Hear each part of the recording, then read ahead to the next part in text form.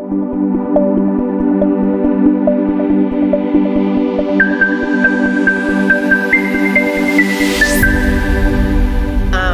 name is Josie Balka, and I've always loved writing. It's like one of my biggest hobbies. I used to write a lot of songs and stuff, and a lot of you guys, or all of you, are probably below 30. So when I was turning 30, I had a little bit of a crisis moment because when you leave your teens at something, when you leave your 20s at something. So when I was entering 30, I wrote like a little poem about it and I posted it online and it seemed to resonate. So I just kind of kept posting the things that I've written and it ended up going really well. So never don't try what you want to try. That's great. That's great. I'll just jump right into student questions. Is that okay? Yes, of course. All right, cool. So one of the kids emailed me. They wanted to know what has been the most rewarding aspect of your career so far. Oh my gosh. Probably in my like radio job, honestly. It's a really big grind to get to a spot that you actually want to be in. When you're a radio host, a lot of the time you have to work all through the middle of the night and work for little to no money and move away from home and be far away from your parents for a long period of time, or in my case, what ended up being forever. So landing the job 10 years into my career that I really wanted, which is to do a morning show with another person that I would hopefully get along with, which I do. He's one of my closest friends now. Was probably the biggest milestone of my career in that way. And then for this poetry side of it is probably getting a book deal and being able to have my book be out in like bookstores and on Amazon and stuff. I think that's pretty cool. And speaking of which, guys, her book is coming out in May, so we're gonna have some information about that when we repost this. Can you tell the kids a little bit about what's the process like writing a book? So it depends on what kind of book you're writing. I've always really admired people who write novels that are fiction, like that they've made up the entire story because you'd have to be so diligent. And I'm really lucky in the sense that mine's kind of like a big scramble of all the things that I've written. So I was kind of able to copy paste. But what was more intense about it was that I post a lot of them on the internet and they wanted a lot of them to be not public yet. So I think one of the biggest challenges of it was probably writing things and then not putting them online because I wanted to show everybody the whole thing, but I'm not allowed to do that. But I'm a little bit of a disorganized person, so it was kind of cool to watch everything become organized and get put together and paste everything into a big document. But that's pretty much all it takes when it comes to actually writing the book. And then there's a whole process before that when you have to present your book idea, because the only reason that you can like put a book out there with a publisher is if they like your idea. So we had to put together like a pitch before the book came to be. So one of the kids they wanted to know what's one thing that you get out of giving your poetry online because it's you take this new medium and you combine it with an old like literary outlet. What is Yeah. that like? You know, you're kind of a trailblazer in that. I think it's really cool. I try to write things in a way that is understandable. Like I try to use easy words that you wouldn't have to Google, like what does that mean? Just try to really relate to people and connect to people and try to like put together a deep feeling with really simple words so that everybody can understand. Um, and I think that the best part about it is, when you listen to a song and you realize that somebody else wrote something about something that was exactly what you were feeling, and you're like, whoa, I can't believe somebody else feels that way. That's crazy. And then a million people listen to that song and also feel the same way, and it makes you feel less alone. I like that kind of community where if I write something about a very specific topic, the whole comment section is just a bunch of people who've been through the same thing. And it's kind of comforting to scroll down and be like, oh, wow, all these people also really love their dogs. Or wow, all these people also have been through this big heartbreak. And it doesn't necessarily make it better, but it makes it a little bit easier to know that you're not going through it by yourself. That's awesome. Okay, we have a question in Russia. This is Timofey. Здравствуйте, Timofey. Как дела? Go ahead and ask your question, my friend. Yes, I speak a little Russian. Cool. That's Yes. awesome. Very happy about it. Um, is it hard to find ideas for the books? To find a like a deal for the book? No, an No, idea. Like, come up Oh, with that. ideas. Oh, sometimes. And what I like to do is kind of channel ideas from other people. So I have this like kind of group chat with people on Instagram called a broadcast channel. So you can go in there and ask a question and people can answer it. So I'll kind of go in and be like, what's on your mind right now? Or when you think about love, what comes to mind first? Or describe your relationship with your partner or describe your relationship with your family. And then I'll kind of listen to what other people are going through and experiencing. And in that group, people can like each other's answers. So I'll often take the top replies because I'll know that they're the most thought about feelings and then I'll expand on them. So that helps. And then also a lot of the time I'll just get an idea while I'm driving and then I'll just like make note of it in my head and write about it when I get home. That's good. That's a good process.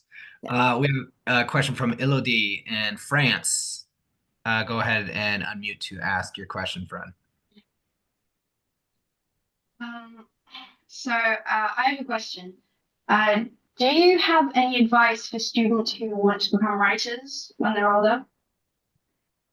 Yeah, that's a great question. I think the best thing you can do is realize that first of all, it takes kind of like a lot of courage to write, even if nobody's reading it.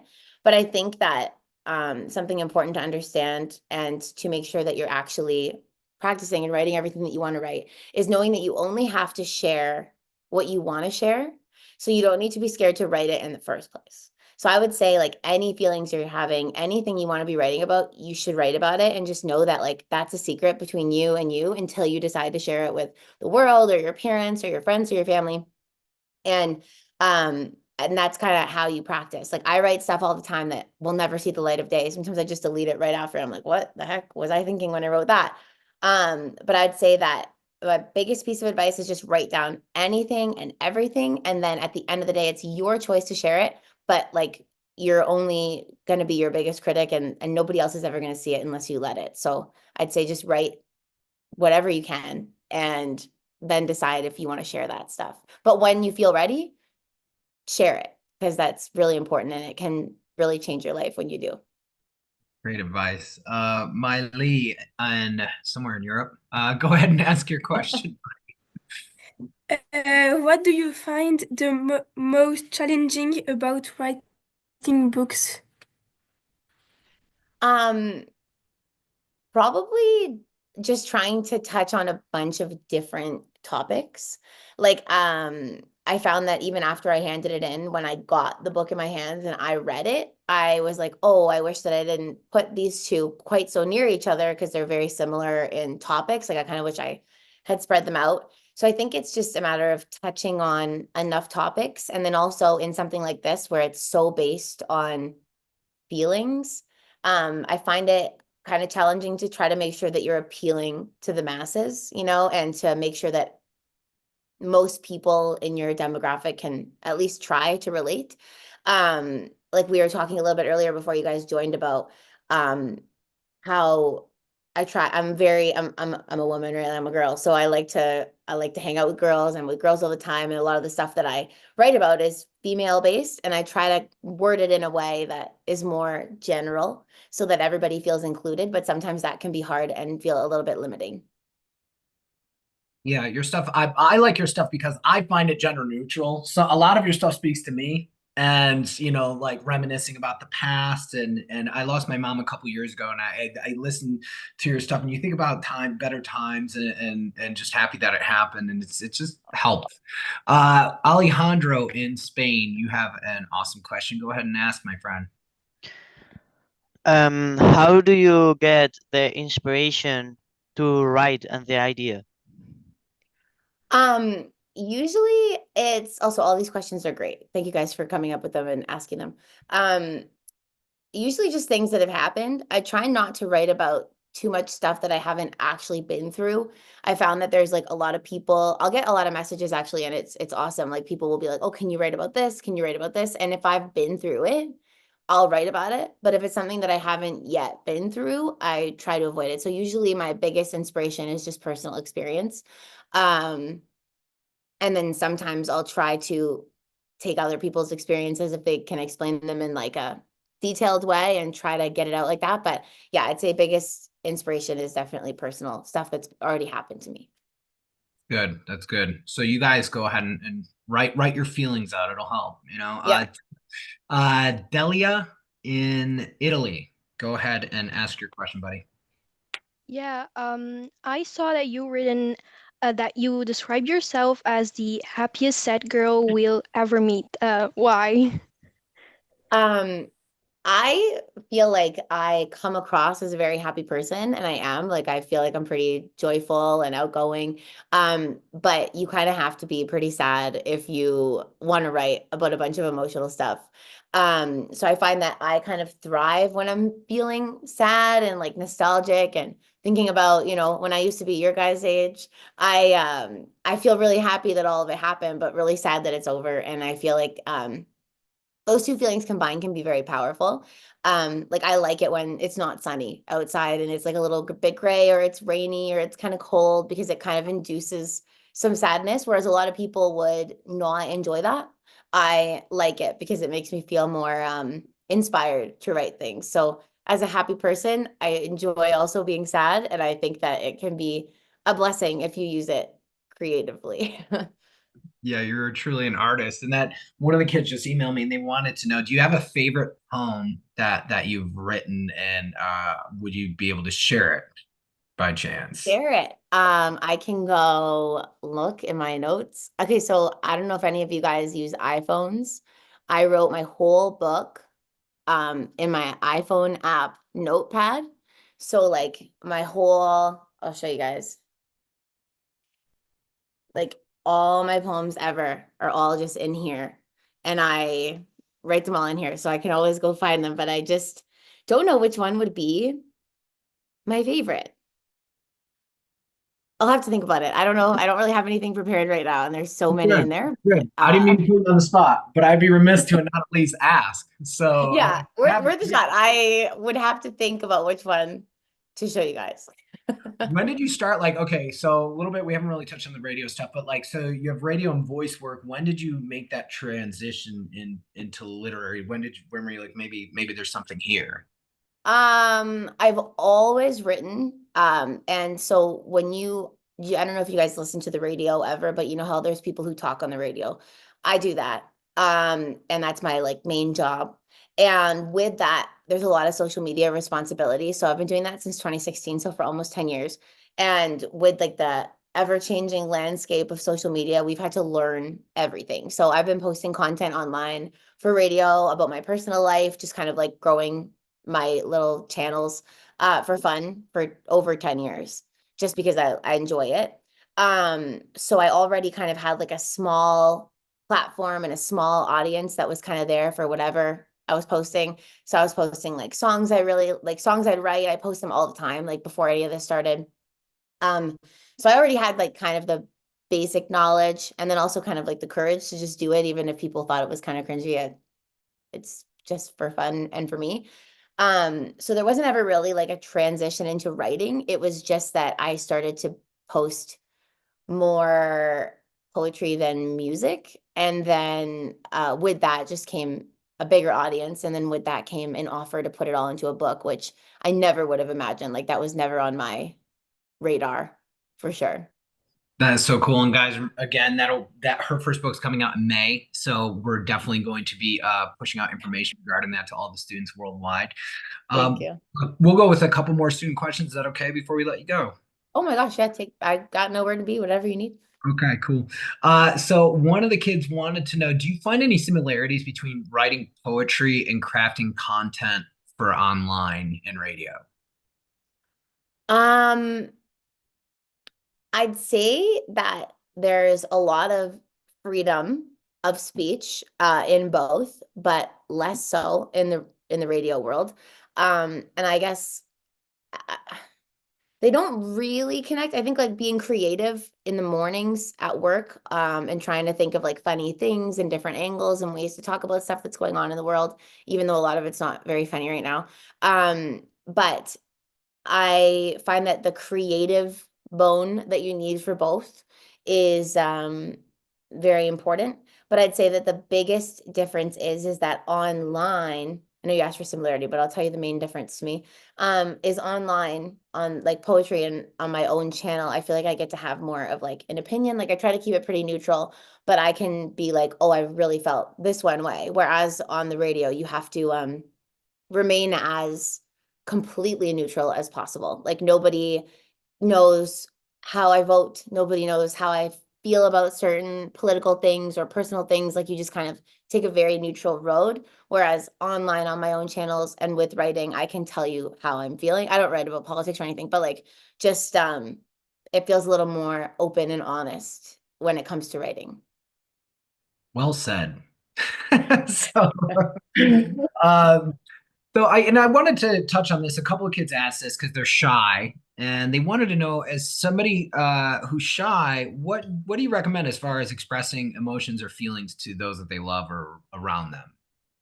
Wow, that's a really great Because you question. seem like you have a high emotional IQ, so I feel like you'd be a Oh, good person for that.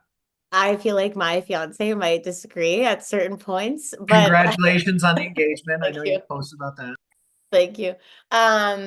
I would say, and it's kind of interesting, and only like certain people kind of see this come out of me, but I especially find that it's when I'm like at an event with my co-host, because I do my radio show with another person.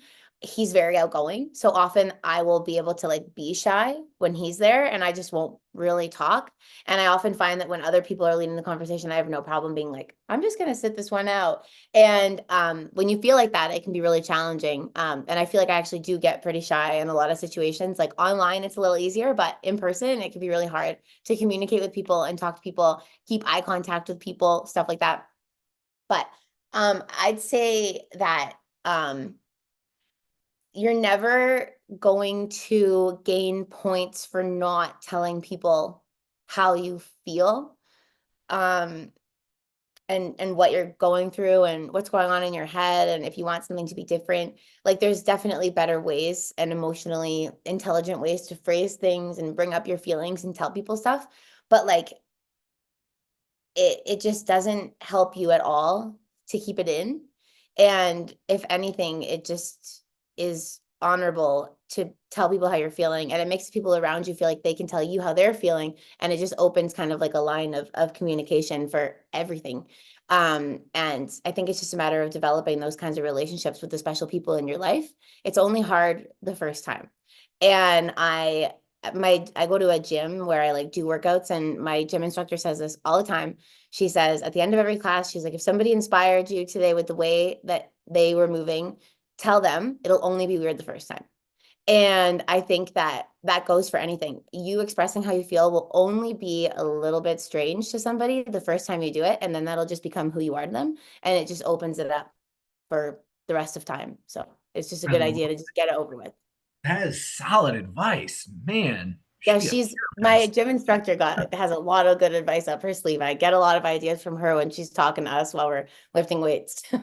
Very wise. Tell her thank Tell her thank you from all the kids around the I world. will. Elodie, you had a good question from Europe. Go ahead and ask. Um, how do you avoid similarities between your work and other people's work, Ooh, if that's it a really good question. happens? I find that something it- it's hard to say because like you never want to be copying anybody, but you can draw inspiration from other people. Like if I'm listening to a song by like Selena Gomez and she says one thing in her song that makes me go like, "Oh, wow."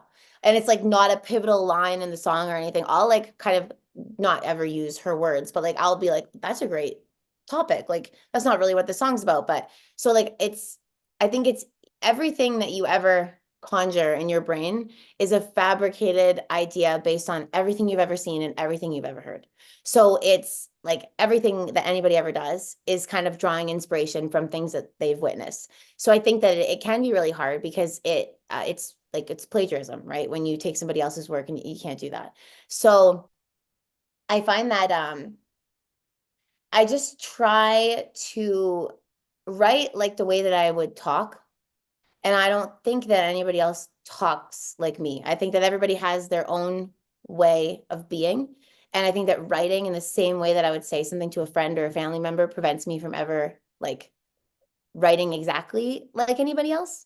So I find that to be super helpful. But so I basically look for inspiration in other people, but never ideas, if that makes sense.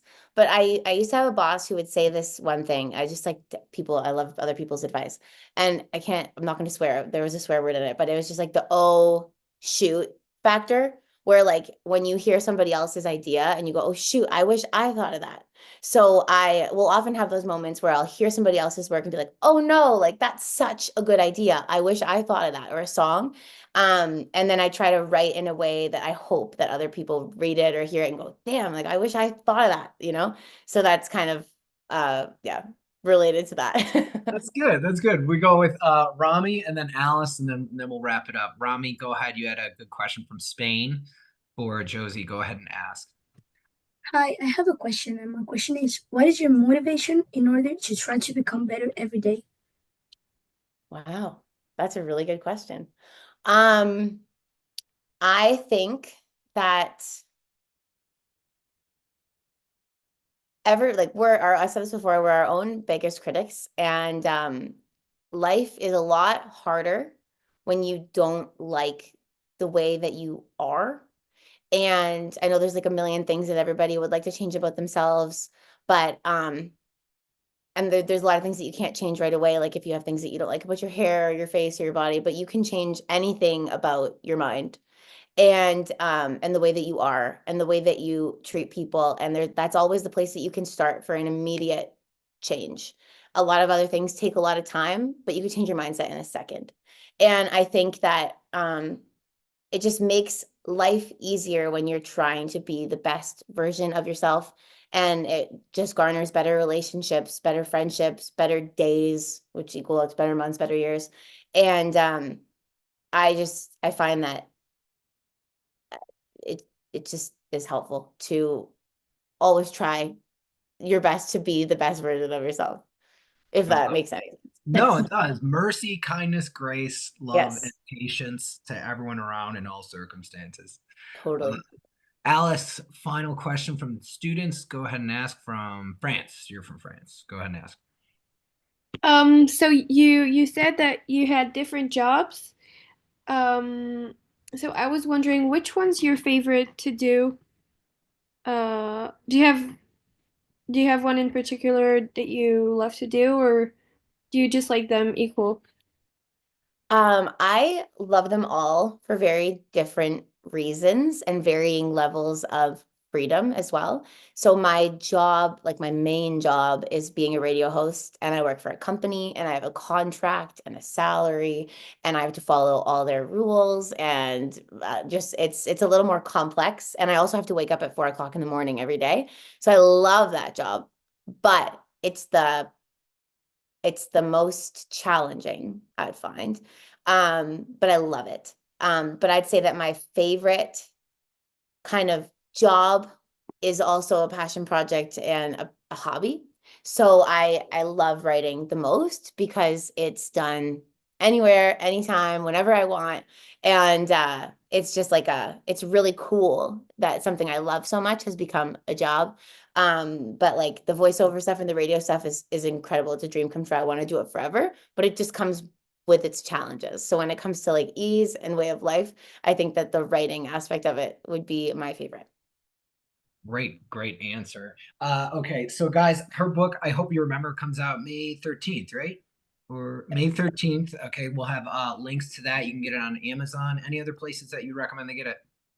Amazon, we're about to put it out in the UK through a publisher there, so that should be in some bookstores in the UK.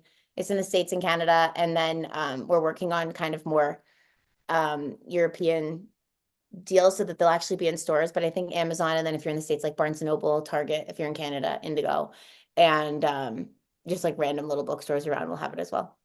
Very cool. So I always ask this of all of our guests. This is the final question. This comes from me. Is there any advice that you can give these kids, whether they want to go into poetry, voiceover work, radio work, whatever it may be? What advice would you have for them as they go off and figure out what they want to do with their lives? Oh my gosh. I would say That's a tough question. I would say that there's a lot of jobs out there, and there are a lot of people who are going to kind of try to push you into a more traditional thing, and not everything works for everyone, but there's a chance that the thing that you love will work for you. So don't not do something ever because you feel like the other thing would be easier or the other one has a higher success rate, because there's a chance that the thing that you love can become your life and your career, and you can get to do it every single day. And I think that loving your job is very uncommon in this day and age.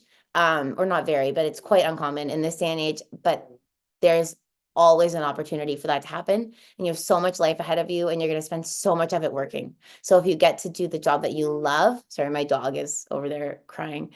If you get to do the job that you love, it will make your life so much better. So just go for it. And if it doesn't work, that's okay. Perfect. All right. Before I end the meeting before I exit out of this for everybody, I'm going to allow everyone to unmute. And can we collectively around the world say thank you to Josie for taking the time to talk to us today? Thank you so much, Josie. We appreciate you. Thank you. Thank you so much for having me. Thank you. Thank Thank you. you Thank very you. much. Thank you. Thank you. Thank you. Thank you. Have a great